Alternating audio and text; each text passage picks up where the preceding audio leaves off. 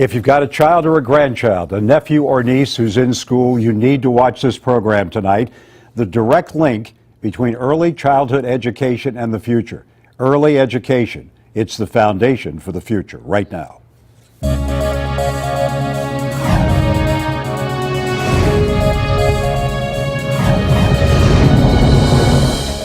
Sharon Easterling is Executive Director of the Delaware Valley Association for the Education of Young Children, also known as DeVacy. Thanks, Sharon. What are the issues that currently exist about getting children their proper early childhood education? Well, the problem is we don't start educating kids until they go to the K-12 system, right? So 5 or 6 years old, and that's where we invest the most amount of money. The problem is the brain's developing more in the first 5 years than at any other time.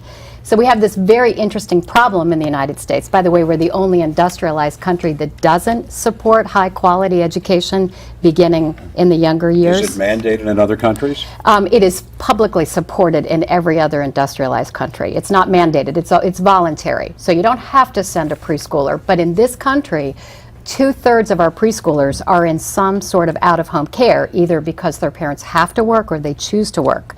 And the quality of our child care system is very lacking in this. Well, so let me tell you why we decided to make this film and why it's so challenging to have quality in child care. To be a teacher in the public school system, you have to go to college and get a degree and become certified. To teach in a child care program, basically you have to be a high school graduate at the lowest levels of quality. And so many of our people working in centers don't have any formal training. They don't understand child development, they don't understand curriculum and lesson planning. So what my organization does is goes in and literally teaches teachers how to teach. So when we started this process with one of Mark's programs about 3.5 years ago, we said, you know, we got to get this on film. We have to let people know the difference between babysitting, custodial care, and high quality programs. And so the film shows that change. For example, we have a video clip of a Miss Mickey at Brightside, and she's talking about the challenges of managing the children. This is hard to teach children at that age. Here's what she had to say. Come on, come on, show me what you're. And Chris is one of our unique children.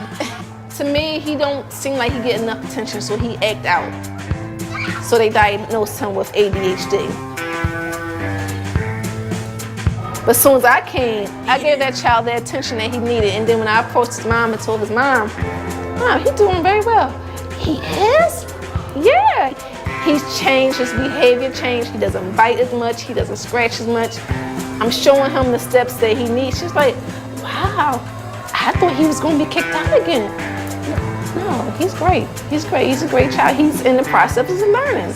Sharon? I need to tell you about another study that was done a couple of years ago. They looked at the kids in a program called Pre-K Counts in the city of Philadelphia. Normally, kids who are coming from these neighborhoods are placed in special education at about a 15% rate. So about 15% of the incoming class goes into special ed. The kids that were in pre-K, less than 5%.